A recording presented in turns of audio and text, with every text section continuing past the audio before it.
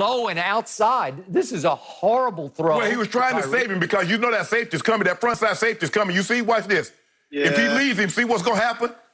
He just can't throw it that hard. So he just saved his life through an interception. You know what? I don't know many quarterbacks. I don't know many quarterbacks. He does have to sit down, right? He should have. He got to sit down. But it's an ugly interception. They're down 20-10, and I thought, that's game over. And that leads to the 3rd and 15 play, 7.5 minutes left in the game. And Shannon says, this is a throw. Very few humans, only 2. Yeah, this is a blitz. I mean, it's not a blitzer. A rusher's in your face, and he just closes his eyes and throws it up for grabs to the left. He throws a punt. He throws a punt, and Tyreek has to break off his route and come back and wave for a fair catch. I've never seen anything like it. They got away with the play for 44 yards. It changed the game. It tilted the playing field. And meanwhile, Jimmy G in the fourth quarter is going 3 for 11 for 31 yards with an interception. Missed Emmanuel Sanders late in the game for the touchdown that would have won the game, or maybe won it with a minute and a half left. But the point is, he didn't play great. So, again, what's the money game? It's the Super Bowl. Well, I can't sell that. Well, Skip, see what you did. Hold on. So I just want to make sure I'm hearing you correct. Yeah, you heard me. Do not mention Tom Brady in 6 game-winning drives in the Super Bowl, because he did not play great from start to finish. At the end of the day, you tell me it's about the fourth quarter, and does he win the game? Did Patrick Mahomes win the game? By default. Well, he did. No, he did. Was Jimmy G not awful in that game? Hold on. At the last Super Bowl that Tom Brady won, was Jared Goff good or bad?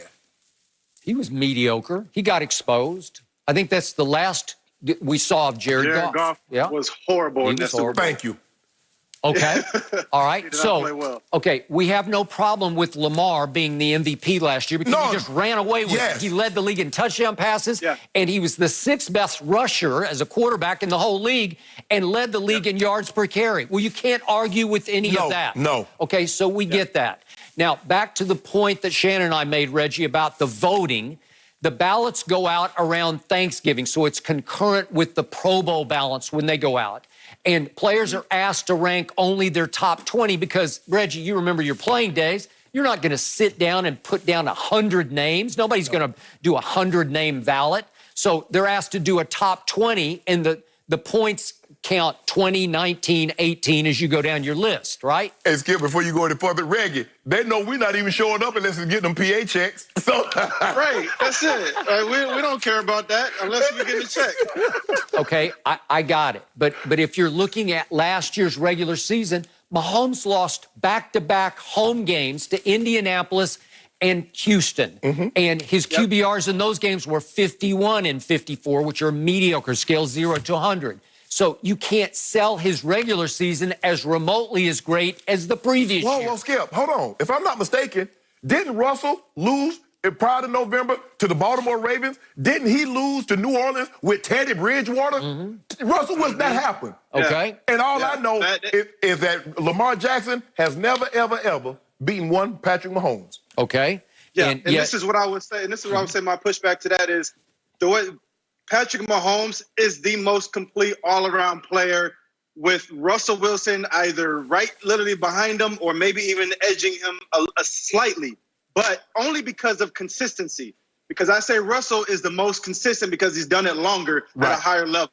Lamar Jackson is the most exciting right now. He's the most electrifying player that you will watch on TV.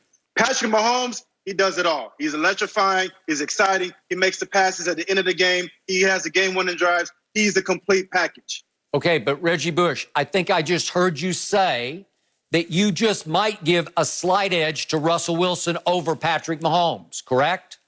Because he's done it longer, not because of when we're matching up stat for stat. Like right now, Patrick Mahomes, because he's coming off of a Super Bowl and a Super Bowl MVP, is leading, right? But Russell has done it for a long time. Russell has Super Bowls. He's been to 2. He's been to multiple. So I can't just throw him out of that and say that, because Patrick Mahomes is the new kid on the block, he's the newest one, that somehow he's better. I think they're all bringing something different to the table. Right. And the thing, this notion, Reggie, is that, Seattle, Russell doesn't have anything. DK Metcalf, Tyler Lockett, and didn't they take a receiver? I think they took another receiver early in the draft. last year, and Chris Carson. All those guys were top 100 players. So let's not pretend. And Lamar Jackson had 2 offensive linemen, and he had Mark Ingram in the top 100. So let's not pretend like they're just playing with nobodies. Right. Yeah, they got weapons over there. Mahomes has weapons. Russell Wilson has weapons, but it's just about